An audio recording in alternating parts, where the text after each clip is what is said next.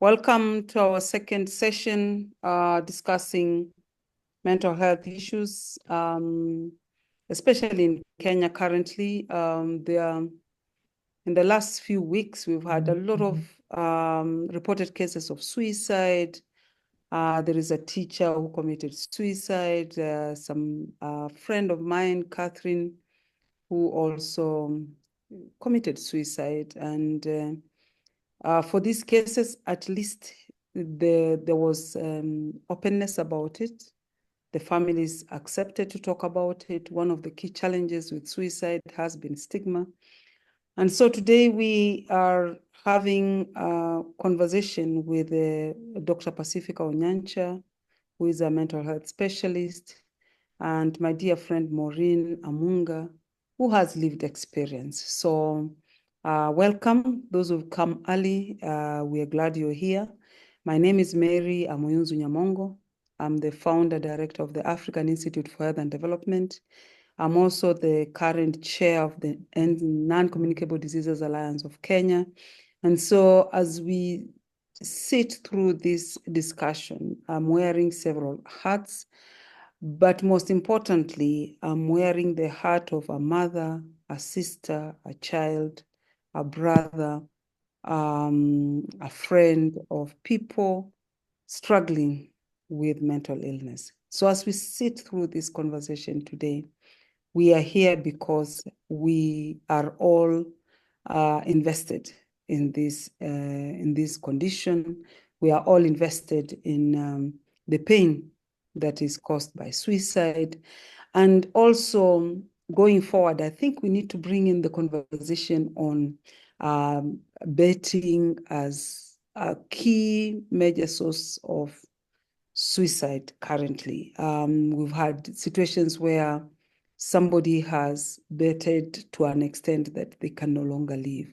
So Dr. Pacifica, even as you speak through this issue from a technical perspective, we really need to look broadly at conditions, circumstances, factors that basically are leading people to suicide. Again, in the country, we are at a stage where there are efforts to decriminalize suicide, and we hope that through the concerted efforts of all people of interest in this subject, we will be able to decriminalize suicide not in the far future. So I want to welcome our first speaker, who is Dr. Pacifica Onyancha.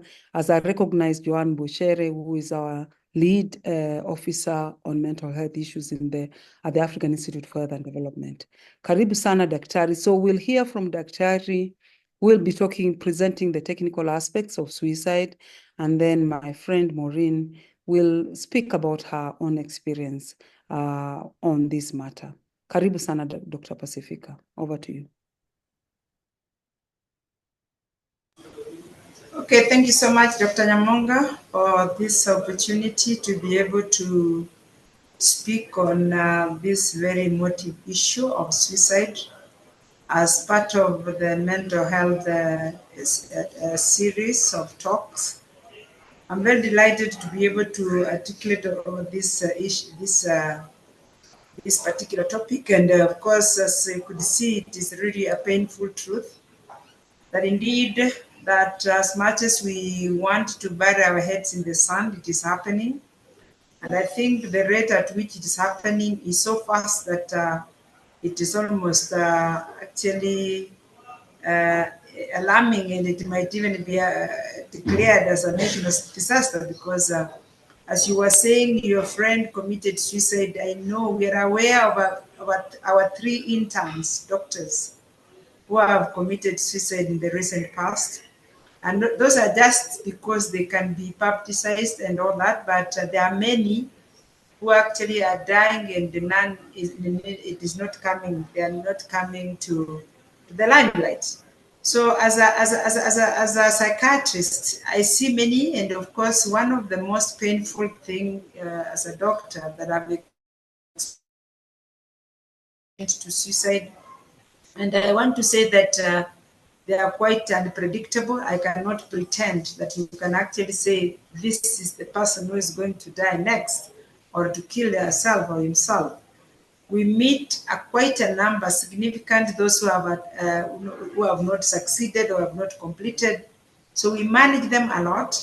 I've just admitted one who has attempted suicide 4 times, and I think I want to do the next treatment, which is called electroconvulsive therapy. So we are talking about a topic that is not far-fetched, but something that we are actually facing every day.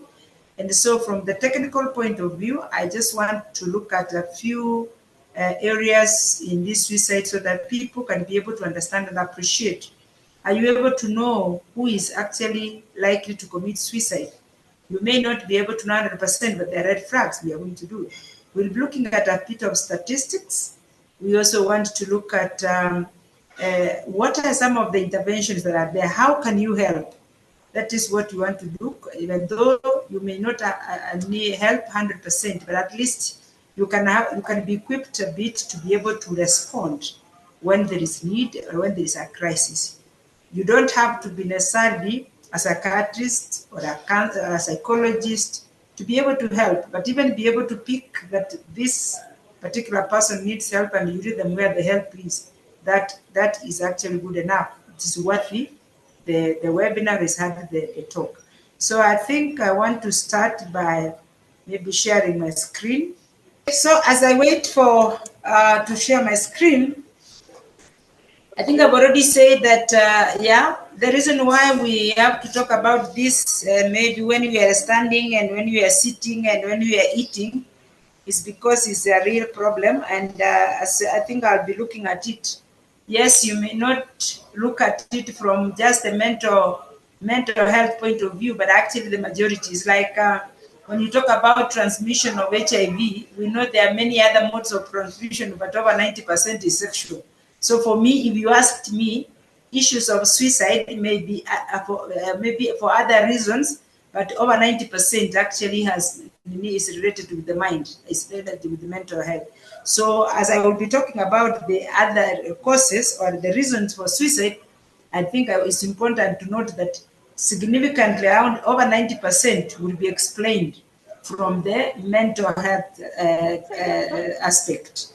So, because what happens is that whenever the mind is not prepared for a certain occurrence or disaster, then the way they respond to the various circumstances is different. I was looking at a bit of statistics, which was very interesting, that even COVID itself, actually, people went very fast to really assess the impact of COVID into the mental health issues.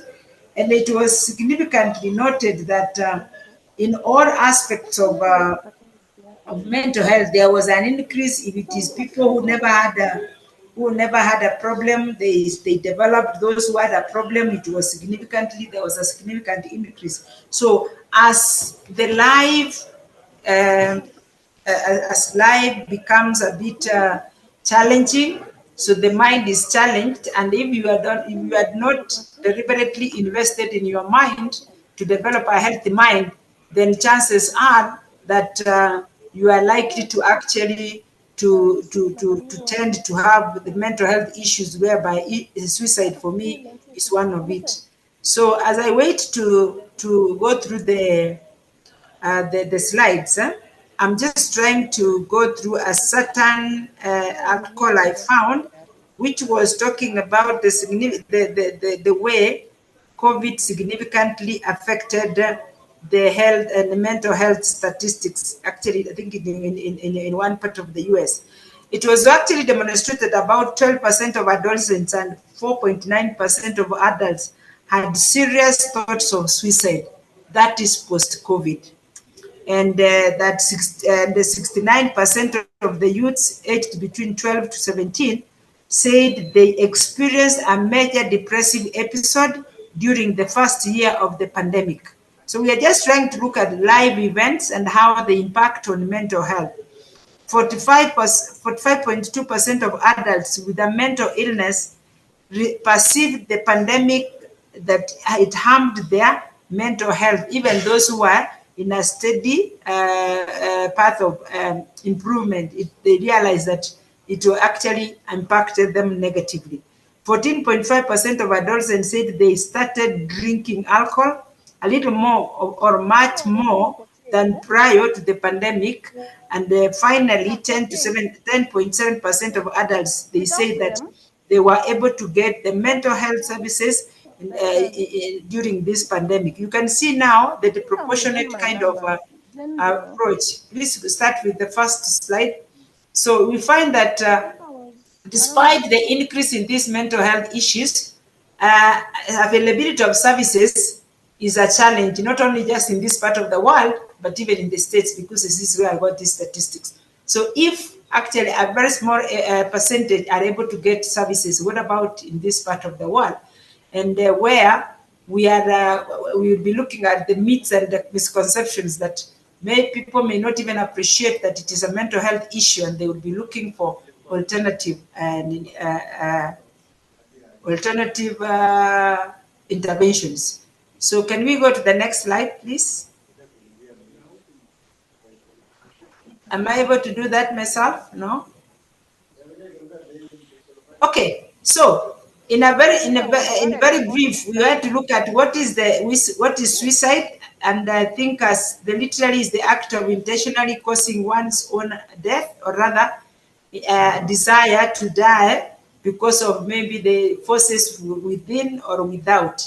So it is important that we discuss about suicide, because in so doing, as Dr. Nyamongo talked about, we hope that we'll be able to reduce stigma and increase awareness of the problem, and that the understanding the psychological and social factors which are involved in this suicide, and finally, of course, promoting the open dialogue to encourage early intervention. It is important, and I'm happy that our Honorable Maureen is here to be able to actually address that reason for the discussion. That is, we want to promote open dialogue so that people can have a safe space to talk about how they feel, and in so doing, they can actually get help at the right time, because many at times we may get people at the very last the last end, either when somebody has completed suicide, or maybe has had to hurt himself or herself badly because of the attempted suicide. So this early intervention is key, and I think it will go a long way to be able to mitigate through the complications of attempted suicide. Next slide. So briefly, the statistics are like this. Globally, over 700,000 people die by suicide each year. That is according to the WHO. And we know that suicide is the fourth leading cause of death among 15 to 29 years old. Imagine, it's good to sit back and reflect. These are the prime years. This is the time where you can talk about people are full of life, and these are the majority that are going to actually, we are going to lose through a suicide. And therefore, for this reason, we have all the reason to talk about it. As I said, when we are standing, when we are sitting, when we are walking, and even when we are sleeping, we need to talk about suicide, and if something can be done to save this particular very important and significant cohort of the human population. So demographically, we find that men are more likely to die by suicide, but women attempt suicide more often. A very interesting observation, isn't it? Yes, which means that ladies are likely to be a bit of parasuicide, where maybe the methods may not be so lethal like men. And I think the importance of this, that if you can see or notice a red flag in a man, it is something that you need to move faster than even ladies, because I think what has happened is that maybe women a bit fear a bit. Allow me to mention one of the ladies who went, and she wanted to die in a 5-star hotel, having saved enough money. She went there, and how we got her is because of the method she was using. They were not as lethal as we thought, because at one point she reaches a point and it was too much, so she stops and starts another one. Thank God that we were able to find her before she completed. So, in age-wise, high rates of suicide are among adolescents, as I've mentioned up, and especially the elderly. And I think we'll be able to understand and appreciate why probably high is in the elderly also. Geographically, the disparities we find that there are higher suicide rates in certain countries due to the cultural, social, and economic factors. I don't have time to expound on this. You know, there are things that people cherish. There are people, some of the cultures that actually promote or rather can instigate that somebody and appreciate that when you actually die, you are considered as a hero or other things like that. So this you find that it might contribute to people attempting or actually completing suicide. Next. Next slide. Okay, what are some of the causes of suicide? I already mentioned this, that whether you like it or not, that over 90% of actually suicide will be related with the mind. Just a few might come because of the environmental factor. You can see that mental health disorders that are associated with suicide is almost everything. Depression, anxiety, bipolar disorder, which is part of the mood disorders, and schizophrenia. These are the disorders of the mind that you find that when there is no early intervention, as they progress, then they actually present with suicidal thoughts, suicidal intention. The intent is very high, and therefore you find people trying to attempt suicide or even complete. So, and then you may find that in such disorders, there is the tendency of them co-occurring with substance abuse, which increases now the risk of suicide. We know that research has shown that 30 to 40% of patients suffering from mental disorders are likely to abuse substances which they use as a self-medication. And that one even makes it worse because the substance abuse themselves, as you can see the next one, is a cause of actually a suicide. And then alcohol and drug abuse can worsen mental health symptoms, leading to suicidal tendency and suicidal thoughts and, of course, ideation. And we also find that increased impulsivity and reduced judgment in these particular conditions also contribute to the risk of suicide. We know that the mind controls things like judgment, abstract thinking, decision making, thoughts, perception. And therefore, when you have disorders of the mind, there is increased impulsivity and reduced judgment, which of course will contribute and make it a risk to suicide attempt or complete.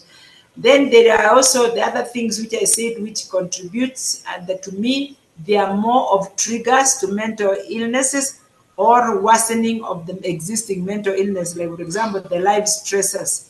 Trauma, especially we have seen it in childhood trauma. Trauma will lead you to even have the so-called anxiety, loss of loved ones. Some people go through what we call pathological grief, which also may present with the symptoms of ill mental health. And then, of course, the relationship and breakdown. Let me say this, that it is not just the breakdown that actually leads to somebody attempting suicide, but it depends on the state of the mind. I mentioned before that the state of the mind will actually determine even how you are going to react when there is a breakdown in relationship. We know many people go through many breakups many times, and then you need to ask yourself, how comes they don't attempt suicide? So that tells you that it is more to do with the state of the mind. Financial problems, bullying, and even social isolation, all these impact on the mind. And of course, it depends on how you are able to negotiate through such things, and that is what will determine whether you will be a candidate of suicide or not. And of course, finally, chronic illnesses and chronic pain.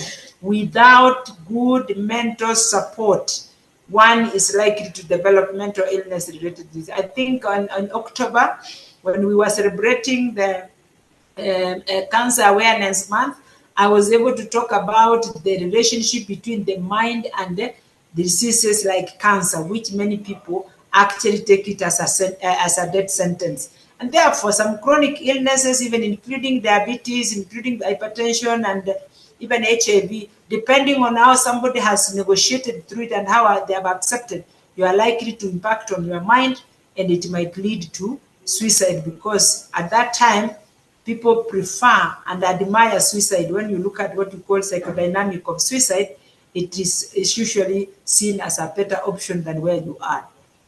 Next slide. So what are the warning signs? Yes, this may not be very comprehensive, but it's something that worthy taking note of, especially when you are with a friend, with a relative, a neighbor, who actually always tries to have these verbal cues, for example, talking about wanting to die or feeling hopelessness. There are people who would actually express that life is unbearable and therefore I have no reason to even face tomorrow. Many of this one, they can see the hopelessness is also a symptom of diseases like depression in the severe form, sadness, guilt, and all that. Expressing feelings of being a burden or trapped somewhere. Every person thinks that he's not supposed to be where he is and is good for nothing.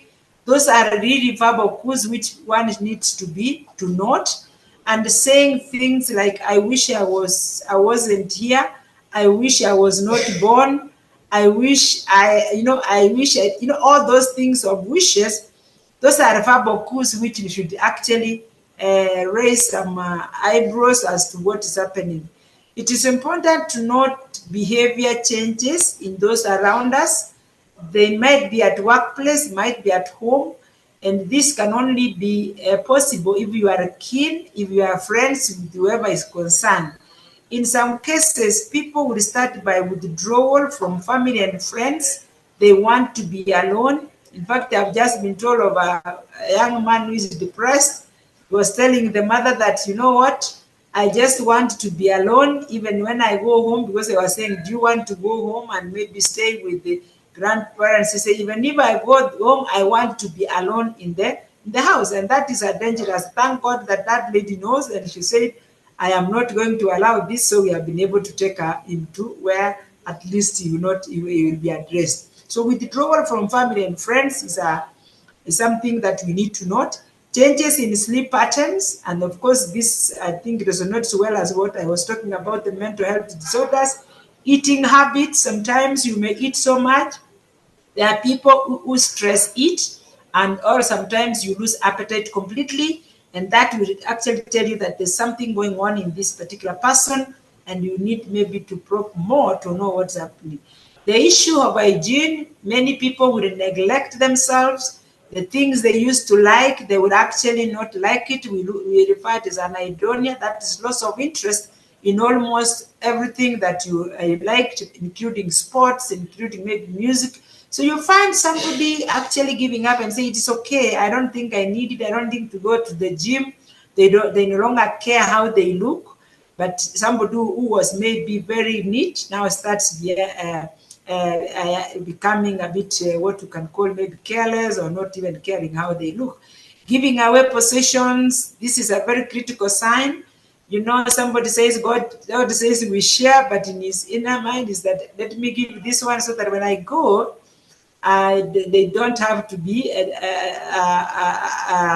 a waste. Or sometimes they just give as a way of explaining or justifying themselves that even when they go, after all, they had actually touched somebody through their giving. Seeking to tie up loose ends, that is trying to put the house in order, and that actually is not, it may be a warning sign. Emotionally, people will have severe mood swings, increased anxiety or irritability. It's good to know your friend, and in such webinars, it's good to say, Operation Know Your Friend, so that when things change, at least you'll be able to pick and say, this is not the Mary I know, this is not the, isn't it? So it's important that we get to know. Unexplained fatigue or sudden drop in performance, and this I think is important for corporate maybe organizations. It's good to know your employees, their performance, what they are able to do, so that when things are different, you will be able to pick up that indeed I can see there's a change in terms of the performance of a pattern of a certain employee. This also applies to parenting, that it's good to take keen of even how our children perform, even in school, even in the way they interact, so that we can be able to pick them, not always associating them with bad company, or maybe having joined maybe different clubs or substance abuse. It's good to understand the children so that they can be able to open up. And this can only be possible if you are friends with your children. Loss of interest in previous enjoyed activities, I think I've mentioned that. And therefore, this is just a few of the warning signs or the red flags that one needs to look out. So, and as I said, it is important to know the people you are interacting, so that when their behavior changes, when they are emotionally different, you will be able to note, and not to condemn, but at least to reach out and be able to understand what is happening in their lives. Next. Next slide. Allow me to go very fast through the myths, I think, because of, in the interest of time. There are so many things that have been associated with suicide. One time when I'm giving a talk, I asked a question: is suicide a curse, one's choice, or is a disease? And of course, many people say it's a one's choice. Other people say, no, those are people are cursed. Other people say, oh, it could be witchcraft and all that. But then what are the myths? Just a few that I picked. Talking about suicide may encourage it. Yeah, people say, don't say that. But you see, it's important that people speak, because I've said, remember, it is one of the warning signs. When people talk about it, please let us encourage them to talk about it, because you will be able to actually face help. So the fact is that open dialogue can help prevent suicide by providing support and understanding to these people who are going through that. The next myth is that only people with mental illness die by suicide. I think I've mentioned that yes, as much as is the majority, some suicide can be influenced by various factors, including poorly managed stress, even if it impacts on the mind, loss, substance abuse, and trauma. But if you look at it carefully, all these things have an effect on the mind: the stress, the loss, the substance abuse, the traumatic experiences. It all boils down to the mind, and that is why we are discussing suicide in this webinar in relation to mental health. If a person is suicidal, there is nothing we can do to help. The fact is that suicide prevention is possible through early intervention, education, and support. And that is why we're having such webinars, so that we can create awareness. And it's important that if you can't pick anything, please pick the fact that in case you have suicidal thought, it is not that you are weak, but it is because of the way the mind has not negotiated well with the issues of maybe of life and the environment. There is help if you speak about it. It is not a weakness, but it should be looked at from the point of maybe the medical point of view, that yes, this is something that once is spoken about, there is help. As you can see, that yes, it's possible to have help through early intervention, education, and support. And we have treatments that actually returns you to the normalcy and removes those suicidal thoughts. This reminds me of a young man who had attempted suicide 4 times, and he was saying, whether you like it or not, this one I have to complete it. And it was very, very disturbing. But I told the parents, and when they went to Madare Hospital.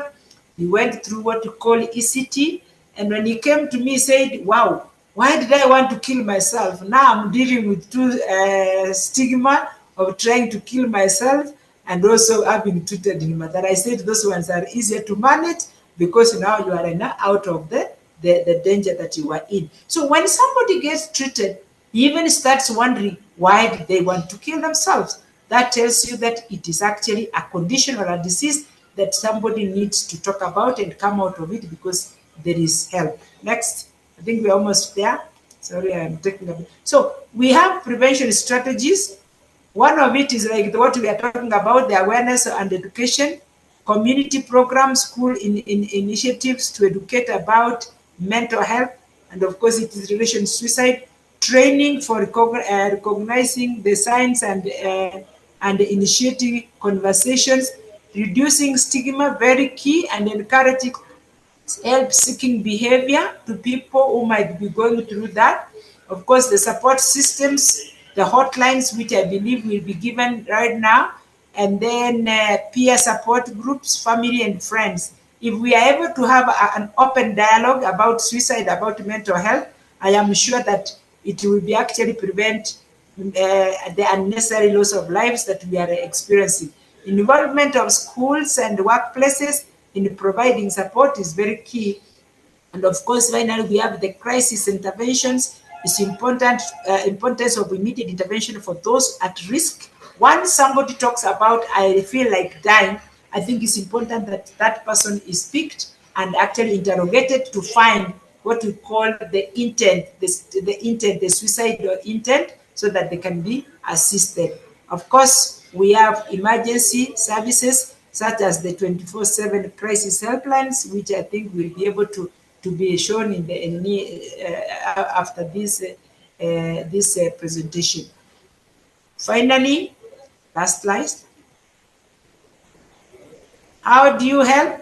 Recognizing signs that I've already said. Be observant of any sudden changes in behavior, mood, or appearance. Look for signs of hopelessness, withdrawal, talk about death.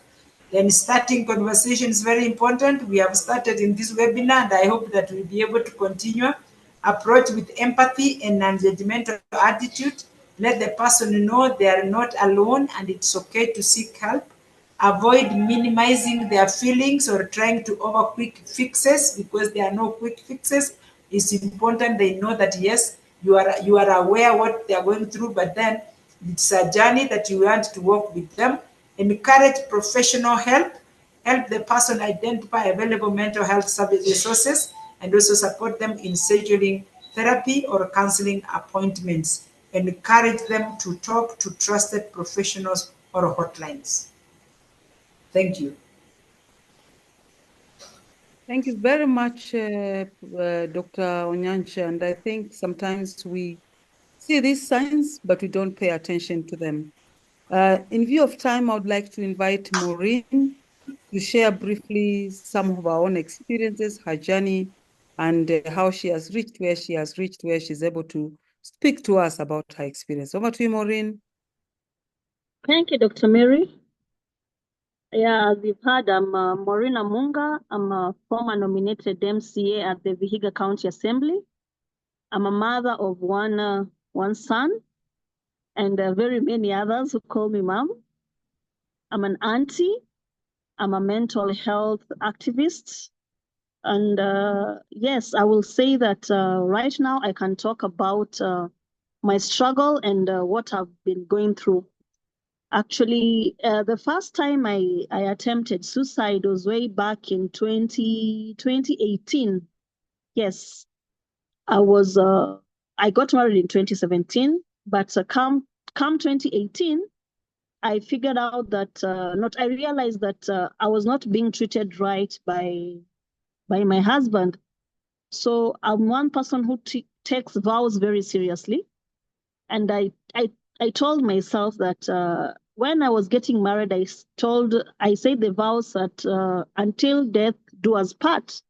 So in my mind, I was like, instead of staying with this man, and yet he says that I'm taking him through hell, it's better for me to take my own life so that at least he can be happy. Fortunately, I didn't go through with that. The first attempt, actually, I was in the house and I opened the gas and I tried to strike the match so that I can burn in the house, but that did not happen. So one thing led to another. I started noticing that, as doctor has said, I started withdrawing from people. I would just sit by myself. The things I used to do, I stopped doing it.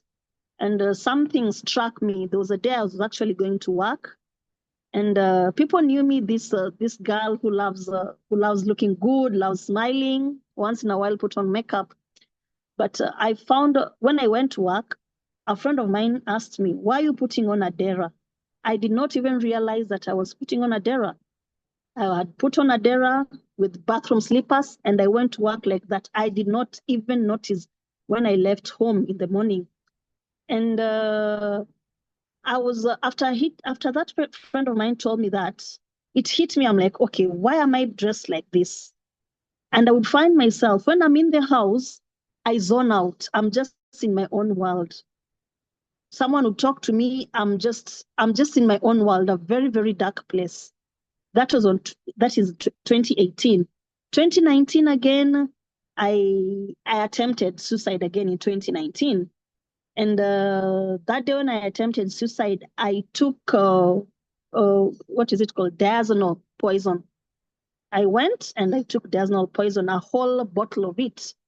And what doctor is saying is very true, because sometimes I was going through a period in my life that I could not actually, my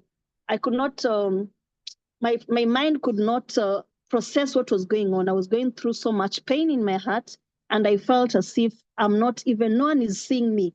Actually, there's a phrase I used to tell people that you are seeing me, but you're not seeing me. Actually, I would stand in a room.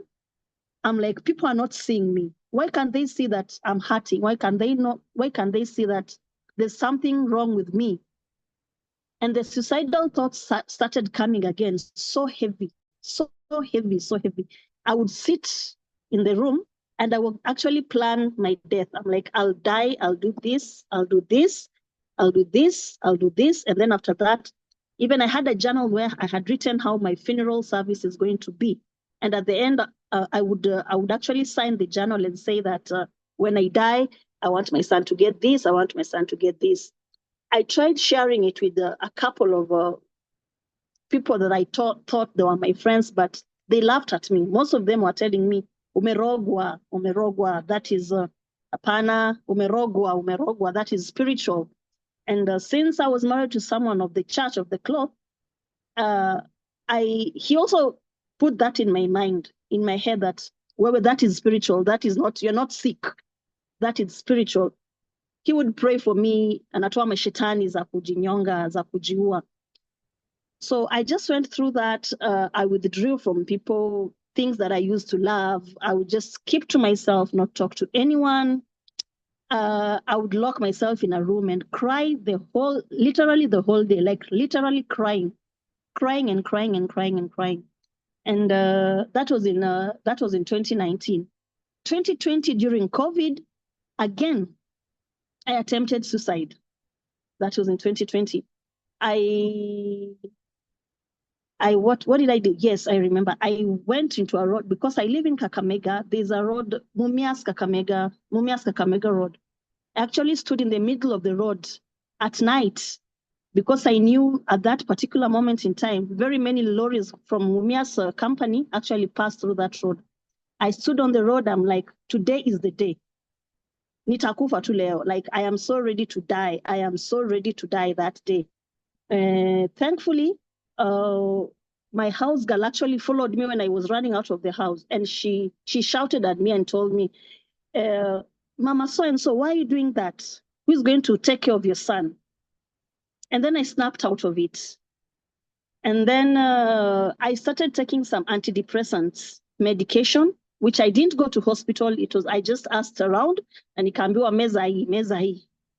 I would take those tablets. I would look like a zombie. I could not think. I'm just there like a cabbage. After that, I started taking again drugs for anxiety because I was so anxious, very, very anxious, very, very anxious.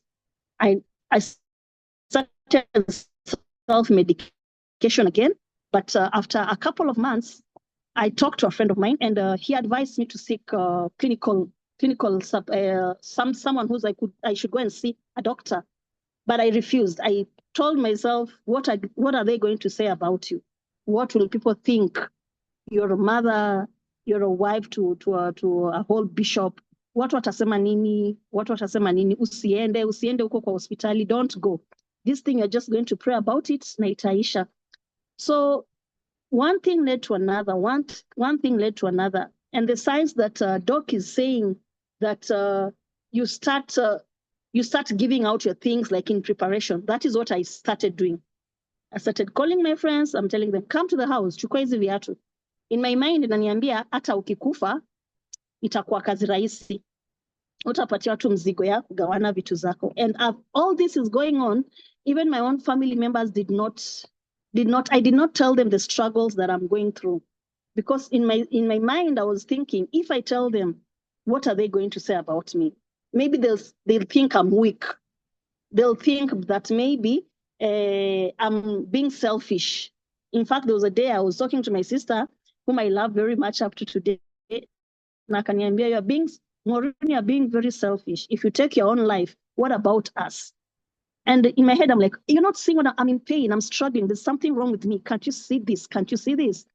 And at times, I will not say that every now and then those suicidal thoughts would come. At times, I would just be very, very okay, extremely okay. I would be happy. I would be laughing with people. I would be doing what I love to do most. But now when was it? Let me say like a month ago. Yes. Is it a month ago? Yes. A month ago. Yes. A month ago, again, I attempted taking my own life. I was emotionally, I was very, very, very disturbed emotionally because as I've said, I was going through a period in time and I thought this period is going to end, but instead of it ending, it became even worse. So a month ago, actually, I took a knife, a kitchen knife. I wanted to stab myself.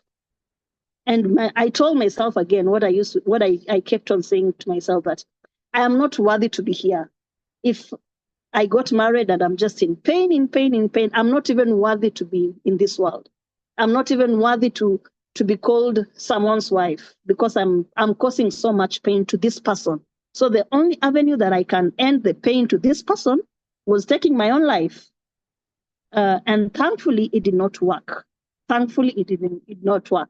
And I thank God that I got a friend, one of the panelists here, whom I share things with her. I could call her and tell her this and this is happening. But this particular one, I did not tell her because I was ashamed. I'm like, why am I doing this? Maureen, why are you doing this? This is not right. You're not supposed to do this. And I will say that depression, I also went through depression. Very, very severe depression, extremely severe depression. I took, even in my house, I have mirrors in the house. I took blankets and covered the mirrors. I never used to look at myself in the mirrors. At a point in time, I never even used to shower. I would stay like 2 weeks without showering. I'm like, I am not worthy. I'm not even worthy to shower. It's bad. And I thank God that I had people that I could talk to. I could talk to one of my friends here, and then one of my nephews and one of my nieces. I started to talk to them about what I was going through, the struggles that I'm going through. And I would say that talking it out is better. I have realized that talking it out is better. It is better for someone to tell you that when you're mjinga, ama you're being selfish or so and this and this, other than keeping silent and then you're buried.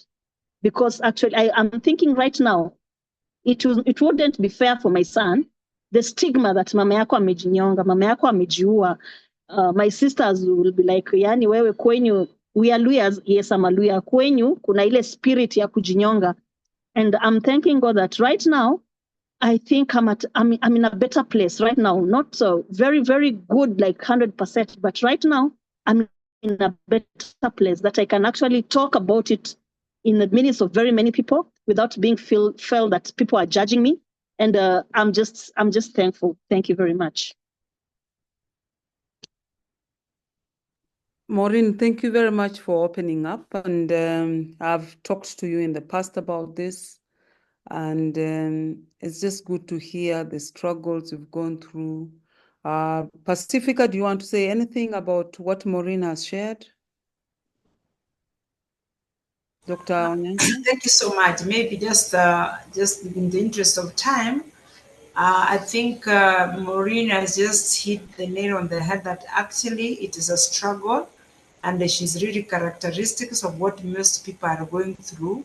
And I am happy that she can come and talk about it. Depression is real. and traumas are real, in life, like PTSD and all those things. So the only thing I want to say that, yes, Maureen is there, and if she's saying that just a month ago, I would want to say that she can be consistent with her treatment for depression, because that is the only way she can come out of it. It is not a weakness to be sick. Nobody chooses to be sick. And we need to appreciate that sickness is sickness like any other sickness. The stigma attached to mental illnesses is what is becoming a barrier. There are so many barriers to mental health, and that stigma is one of it. So I think as she speaks, she's actually overcoming that stigma, that monster, and I'm going to encourage others who will be listening, who is listening to us or will be getting this maybe recorded, and be able to come out boldly and say, there is help, I don't have to die alone. But the last thing I want to say is that just as you were saying, during that time, there's what we call psychodynamic of suicide. It is something you admire, that the other side is better than where you are. And that is what pushes somebody to even go ahead and actually try to do it, because they feel that the pain here is so much that I want to go where there is less pain. But there's nothing like less pain. All you need is actually support, and you can come out of that pain and leave this world the way she's now recognizing that what could have happened to my son. I hope that she has talked to people as a real experience, that they can come out and get help, because for sure there is help. Thank you. Joanne, do we have any questions? Anybody with a question or a comment from the participants? I think we should let the participants know that if they have a question, they should put it in the Q&A. So far, Okay. there's no question there. They can also raise their hands. So far, I'm not seeing any question. Maybe I can share the toll-free lines as we wait for them to respond. As we go through this, the one thing we wanted to do was we are trying to have this on a regular basis. The webinars, we will be looking at what time works better for everybody. And so there are several lines we can, toll-free lines that people can refer to if they need help.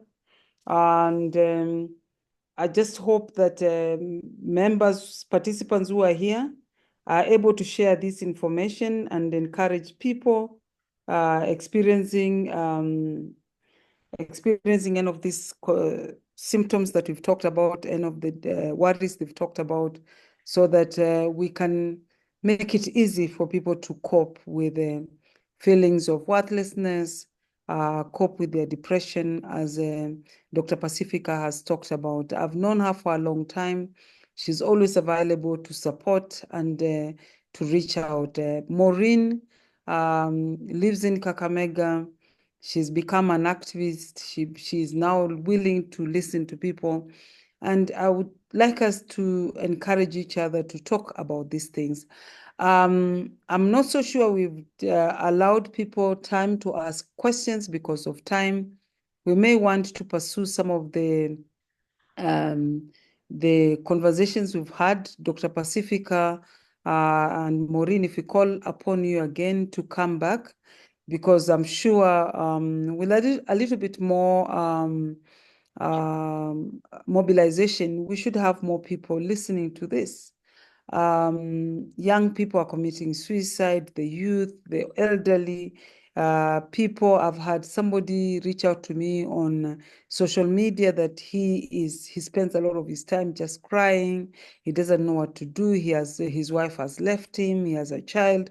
So there are many, many people who need very specific support when it comes to coping with their life challenges. So I do hope that this is just a beginning. We shall continue speaking about these issues, and if participants here could also give us ideas on what they feel we can address through this forum, so that we are reaching the needs of people.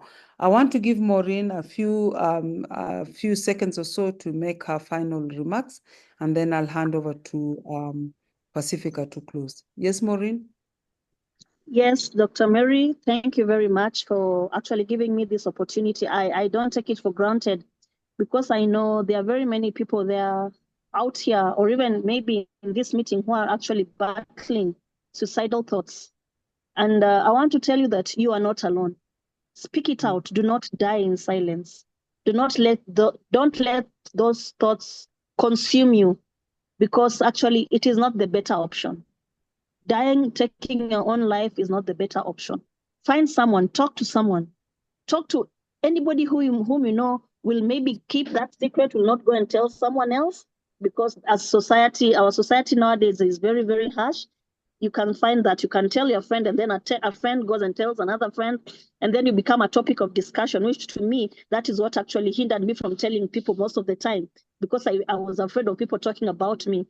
But right now, I don't care what you say about me, as long as I'm talking it out and speaking it out. And then I would encourage everybody, if you know someone who's battling this suicidal thoughts, talk to them, reach out to someone. Ukiona mtu maybe alikuwa anapenda to go out and now they're just sleeping in the house the whole day, reach out to that person, ask them what they are going through. Ask them. If someone is your friend, you'll know how to approach that person. But don't keep silent. Don't die alone. Speak it out, because I know suicide, having those suicidal thoughts, ni ugonjwa tu kama malaria that can be helped. Thank you very much. Thank you, Pacifica. Daktari? In the interest of time, I just want to thank the organizers for this opportunity so that we can share. And maybe in the beginning, I did not introduce myself. Allow me to take 1 minute to say, yes, I'm a psychiatrist, having practiced for over almost 30 years now. I have been a near civil servant. Now I'm joining the senior citizen, and therefore my private practice is real. I have never stopped practicing. I've been in Arakan as part-time faculty for the last 17 years. I consult in Nairobi West Hospital, Chiromolen. I have a private clinic at Upper Hill, 40 Suits, second floor. And I have a rehabilitation at near Kiserian, because I have a special certificate on addiction medicine from Yale University. That is me in a nutshell. You can find me in any of these places, and depending on which day is good for you. And as Dr. Nyamonga said, I am available because mine, I just have this, this conviction that I need to, I aspire to inspire before I expire. And every time you come to me, I want to leave you with a smile. May God bless you. Thank you very much. Thank you very much, Maureen and Dr. Pacifica Onyancha. Thank you to the IHD team. I look forward to the next webinar, which will be in January. We will share the information early. We may have Dr. Pacifica and Maureen to come back to respond to specific questions that we're not able to address. Over to you. Have a good evening. Thank you.